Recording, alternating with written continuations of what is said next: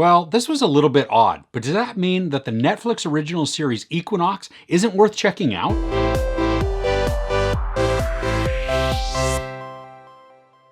Astrid was traumatized by the mysterious disappearance of a school class in 1999. 20 years later, when she finds out that the only survivor from that occurrence mysteriously died, Astrid sets off to discover what really happened. This is a 6-episode series that's based on a podcast. Now, I haven't heard the podcast, but after watching this, I certainly want to give it a go. We have 2 timelines occurring here. One is the past, showing us the events that led up to the disappearance of the graduating class, really just focusing on a few characters. The other timeline is the present, where we have Astrid, the younger sister of one girl who disappeared suddenly. Astrid is plagued by weird dreams and visions. Astrid now has renewed vigor in trying to figure out what happened to her sister Ida 20 years earlier.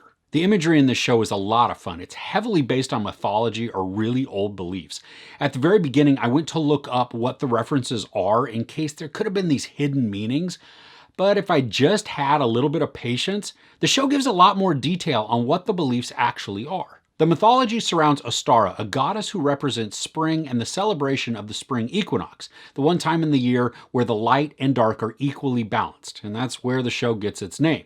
And it's actually pretty fitting with the light and the dark being balanced. This is a Danish show, and the settings are mainly in smaller villages and forested areas. There they can play with shadow and light to mess with our eyes, as well as give a good ambiance to the scenes. This is a darker show, not just visually, but also in tone. The visuals and the elements at times reminded me of 2 other shows that are on Netflix, Stranger Things and Black Spot. The cast is decent, with a lot of focus being on Astrid, both young and old, and her sister Ida.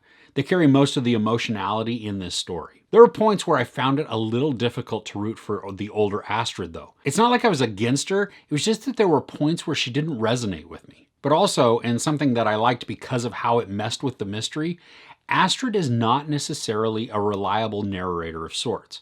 Now, she's not actually telling us the story, but we're following her, and there are things that allow us to question her reliability. I love the themes also that are explored in this. There's obsession, loss, grief, sacrifice, belonging. I think the show does a fairly good job of diving into them. I think the mystery in the story builds pretty well also.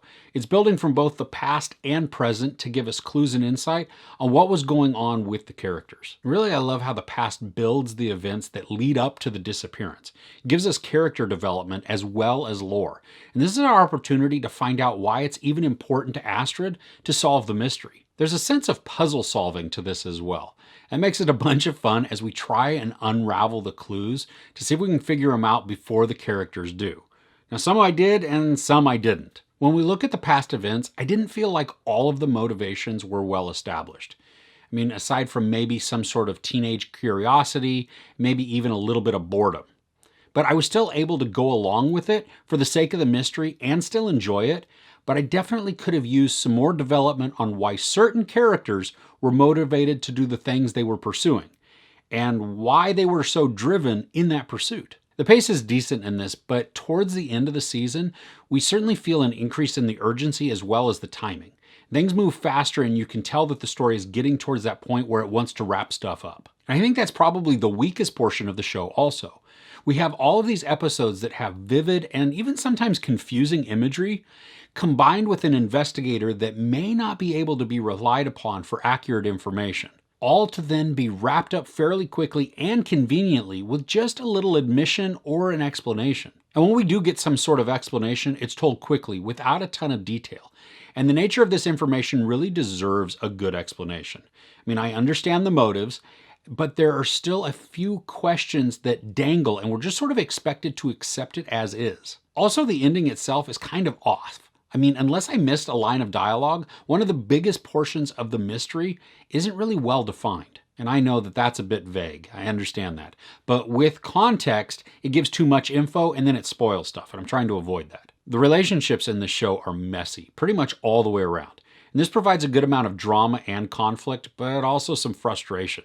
The story doesn't always flesh out the motivations or feelings of certain characters, making a few of the interactions seem out of place. Each of the episodes are around 40-ish minutes, so it's a pretty quick binge.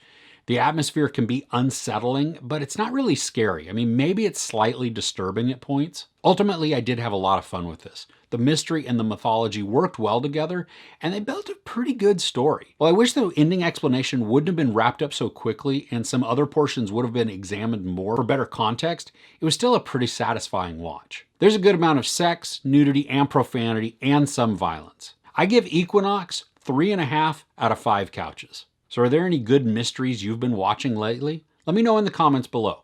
If you enjoyed this review, please give it a like. Also, don't forget to share and subscribe. I'm Chris. This is Movies and Munchies. Thanks for couching with me.